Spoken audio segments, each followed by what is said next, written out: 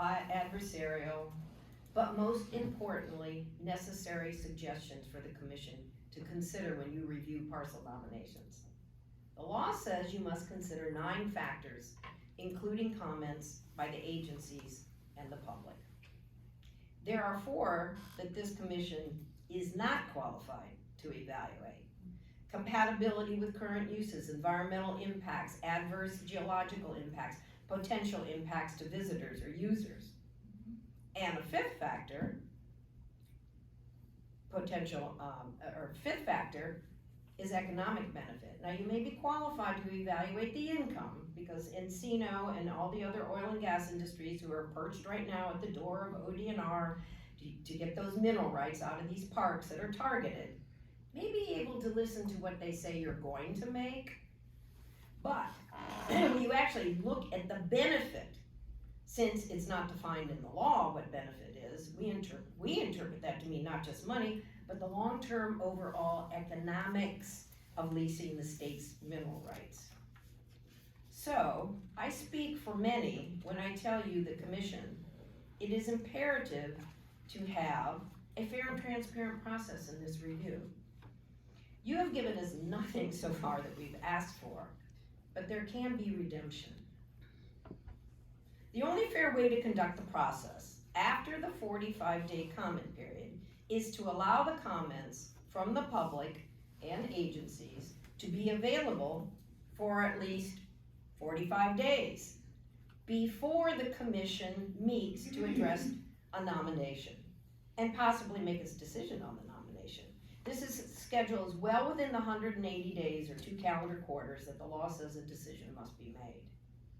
We are talking about our public lands, and this should not be us versus them, the good versus evil, the corrupt lying industry pundits versus the knowledgeable caring people who understand what's really at stake. But it is. The few landowners who think they are entitled to profits from their mineral rights are not prevented from drilling oil and gas wells on their lands. Weigh their cries for fairness and we want more against the 171 million recreational trips to Ohio's parks and forests and the $8 billion yearly economic value to Ohio. So I find nothing in the law that says you must say yes to these nominations. As a matter of fact, Ohio Revised Code 11536 says approve or disapprove. So maybe you should just let the industry duke it out with the agencies and let them be the fall guy. We are not fooled by Governor DeWine's promise of no surface use in our parks, or the many times it has been stated by his administration, or ODNR's comments after the passage of House Bill 133 exclaiming the same. If Ohio law in House Bill 133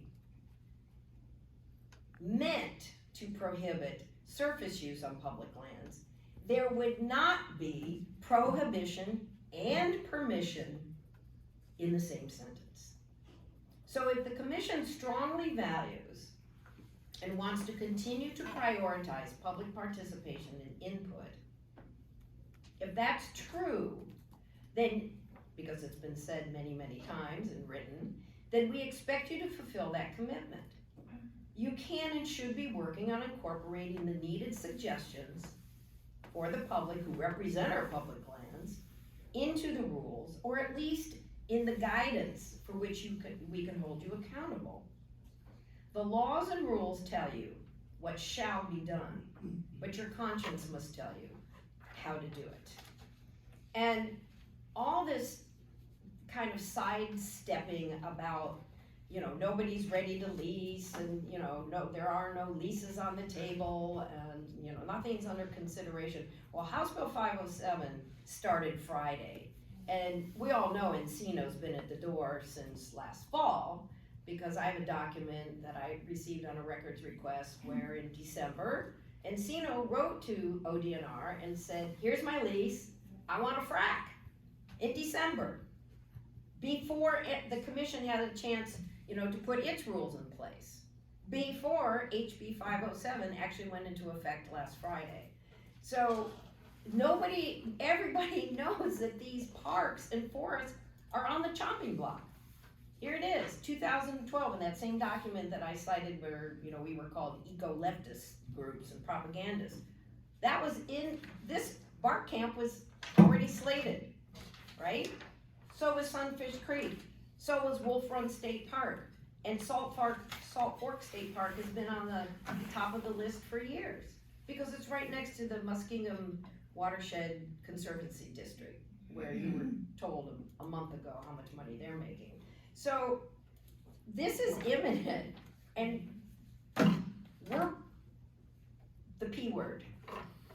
And we want you to do the right thing. You've already heard 2 people before me say, your conscience needs to be your guide. I have 5 grandchildren, and they know that I do this. They think I'm nuts, but they thank me for trying to save Mother Earth, and that's what you all should be doing. That's right. Yeah. That's right.